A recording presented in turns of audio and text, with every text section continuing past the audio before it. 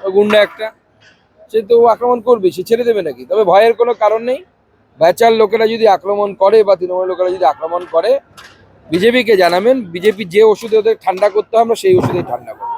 ওষুধটা এখন বলবো না। নাগরিকত্ব নিয়ে সন্দেহ থাকলেই, ন্যূনতম সন্দেহ থাকলেই ভোটার তালিকা থেকে বাদ নির্বাচন কমিশন জানাবে সুপ্রিম কোর্টে, কি বলবেন? দেখুন, নাগরিকত্ব বিষয়টি খুব গুরুত্বপূর্ণ বিষয়। ভারতবর্ষের কোনো একটি অঙ্গরাজ্যের মুখ্যমন্ত্রী বা ভারতবর্ষের প্রধানমন্ত্রী কে হবে, ভারতবর্ষের সংবিধান বা পিপলস রিপ্রেজেন্টেটিভ অ্যাক্ট বলছে যে শুধুমাত্র ভারতের নাগরিকরাই প্রধানমন্ত্রী বা মুখ্যমন্ত্রী নির্বাচন করতে পারে, অন্য কেউ পারে না। তো আমার মনে হয় সেই জন্য এটা নিয়ে পলিটিক্স করার বিষয় নেই।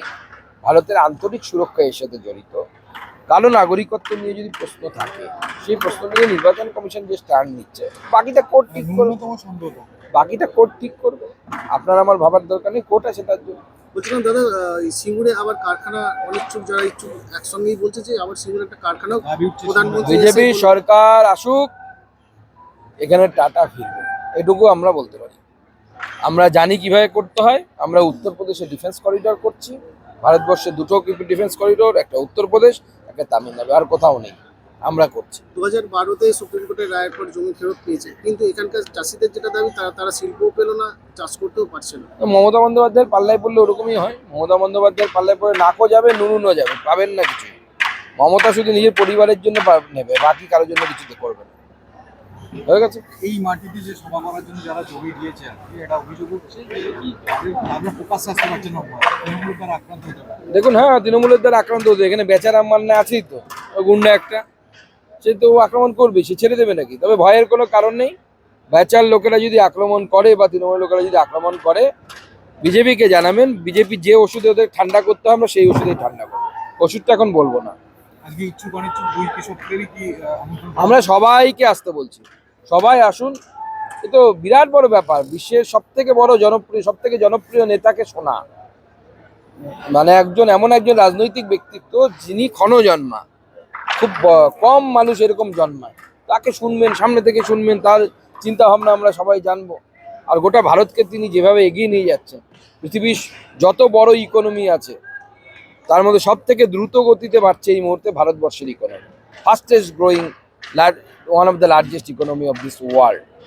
তার কথা তো শুনতেই সবাইকে আসা উচিত, সবাইকে, আমাদের তৃণমূলের লোকেদেরকেও আসা উচিত। তাহলে সদ্বুদ্ধি হবে ওদের। প্রতিটা রাজ্যই তার নিজস্ব একটা শিল্পায়নের জন্য একটা মানে আছে, সম্মান আছে। সেখানে পশ্চিমবঙ্গে শিল্প নেই তো। মুখ্যমন্ত্রী চান না যে শিল্প হোক। মুখ্যমন্ত্রী চান মানুষ গরিব থাকুক, মানুষ ঘুগনি বিক্রি করুক। উনি ভাতা দেবেন, সেই ভাতা দিয়ে আপনি ছোলা কিনবেন, আপনার বউকে বলবেন সেই ছোলা দিয়ে ঘুগনি বানাতে, আপনি ঘুগনি বানাবেন। আর মুখ্যমন্ত্রীর ভাইপোরা কোটিপতি হবে গরু পাচার করে, কয়লা পাচার করে। ওনার পরিবার ভালো থাকবে। পায়ে 12,000 টাকার জুতো, চোখে 1.5 লাখ টাকার চশমা ওনারা খাবেন, ওনারা পরবেন, আপনি আর আমি ঘুগনি বেচবো। এটাই উনি চান। তো গুন্ডা একটা, সে তো আক্রমণ করবে, সে ছেড়ে দেবে নাকি? তবে ভয়ের কোনো কারণ নেই। ব্যাচার লোকেরা যদি আক্রমণ করে বা তৃণমূল লোকেরা যদি আক্রমণ করে, বিজেপিকে জানাবেন। বিজেপি যে ওষুধে ওদের ঠান্ডা করতে হয় আমরা সেই ওষুধেই ঠান্ডা করবো। ওষুধটা এখন বলবো না। নাগরিকত্ব নিয়ে সন্দেহ থাকলেই, ন্যূনতম সন্দেহ থাকলেই ভোটার তালিকা থেকে বাদ নির্বাচন কমিশন জানাবে সুপ্রিম কোর্টে, কি বলবেন? দেখুন, নাগরিকত্ব বিষয়টি খুব গুরুত্বপূর্ণ বিষয়।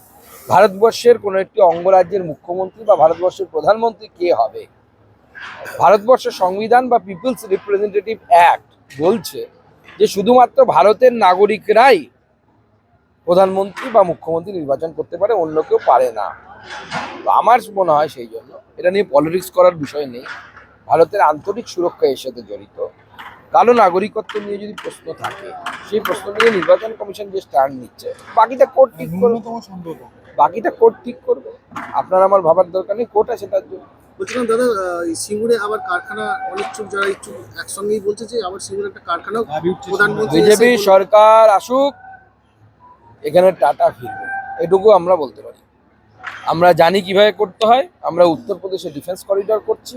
ভারতবর্ষে দুটো ডিফেন্স করিডোর, একটা উত্তরপ্রদেশ, একটা তামিলনাড়ু, আর কোথাও নেই, আমরা করছি। 2012-তে সুপ্রিম কোর্টের রায়ের পর জমি ফেরত পেয়েছে, কিন্তু এখানকার চাষিদের যেটা দাবি তারা শিল্পও পেল না, চাষ করতেও পারছে না। তো মমতা বন্দ্যোপাধ্যায়ের পাল্লায় পড়লে ওরকমই হয়। মমতা বন্দ্যোপাধ্যায়ের পাল্লায় পড়ে নাকও যাবে, নুনও যাবে, পাবেন না কিছু। মমতা শুধু নিজের পরিবারের জন্য নেবে, বাকি কারোর জন্য কিছুতে করবে না।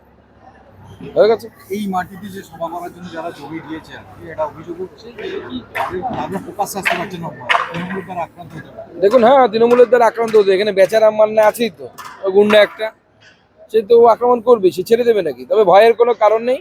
বেচার লোকেরা যদি আক্রমণ করে বা তৃণমূলের লোকেরা যদি আক্রমণ করে, বিজেপিকে জানাবেন, বিজেপি যে ওষুধে ওদের ঠান্ডা করতে হয় আমরা সেই ওষুধেই ঠান্ডা করবো। ওষুধটা এখন বলবো না। আজকে ইচ্ছুক অনিচ্ছুক দুই কৃষকদেরই কি আমন্ত্রণ করা আমরা সবাইকে আসতে বলছি, সবাই আসুন। এ তো বিরাট বড় ব্যাপার, বিশ্বের সব থেকে বড় জনপ্রিয় নেতাকে শোনা, মানে এমন একজন রাজনৈতিক ব্যক্তিত্ব যিনি ক্ষণজন্মা, খুব কম মানুষ এরকম জন্মায়, তাকে শুনবেন, সামনে থেকে শুনবেন, তার চিন্তা ভাবনা আমরা সবাই জানবো। আর গোটা ভারতকে তিনি যেভাবে এগিয়ে নিয়ে যাচ্ছেন, পৃথিবীর যত বড় ইকোনমি আছে তার মধ্যে সব থেকে দ্রুত গতিতে বাড়ছে এই মুহূর্তে ভারতবর্ষের economy, fastest growing, one of the largest economy of this world. তার কথা তো শুনতেই সবাইকে আসা উচিত, সবাইকে, আমাদের তৃণমূলের লোকেদেরকেও আসা উচিত, তাহলে সদ্বুদ্ধি হবে ওদের। প্রতিটা রাজ্যই তার নিজস্ব একটা শিল্পায়নের জন্য একটা মানে আছে সম্মান আছে, সেখানে পশ্চিমবাংলায় পশ্চিমবঙ্গে শিল্প নেই তো, মুখ্যমন্ত্রী চান না যে শিল্প হোক। মুখ্যমন্ত্রী চান মানুষ গরিব থাকুক, মানুষ ঘুগনি বিক্রি করুক, উনি ভাতা দেবেন, সেই ভাতা দিয়ে আপনি ছোলা কিনবেন, আপনার বউকে বলবেন সেই ছোলা দিয়ে ঘুগনি বানাতে, আপনি ঘুগনি বানাবেন। আর মুখ্যমন্ত্রীর ভাইপোরা কোটিপতি হবে গরু পাচার করে, কয়লা পাচার করে, ওনার পরিবার ভালো থাকবে। পায়ে 12,000 টাকার জুতো, চোখে 1.5 লাখ টাকার চশমা ওনারা খাবেন, ওনারা পরবেন, আপনি আর আমি ঘুগনি বেচবো, এটাই উনি চান। তো ওই গুন্ডা একটা, সে তো আক্রমণ করবে, সে ছেড়ে দেবে নাকি? তবে ভয়ের কোনো কারণ নেই। বেচার লোকেরা যদি আক্রমণ করে বা তৃণমূলের লোকেরা যদি আক্রমণ করে, বিজেপিকে জানাবেন, বিজেপি যে ওষুধে ওদের ঠান্ডা করতে হয় আমরা সেই ওষুধেই ঠান্ডা করবো। ওষুধটা এখন বলবো না। নাগরিকত্ব নিয়ে সন্দেহ থাকলেই, ন্যূনতম সন্দেহ থাকলেই ভোটার তালিকা থেকে বাদ নির্বাচন কমিশন জানাবে সুপ্রিম কোর্টে, কি বলবো? দেখুন, নাগরিকত্ব বিষয়টি খুব গুরুত্বপূর্ণ বিষয়।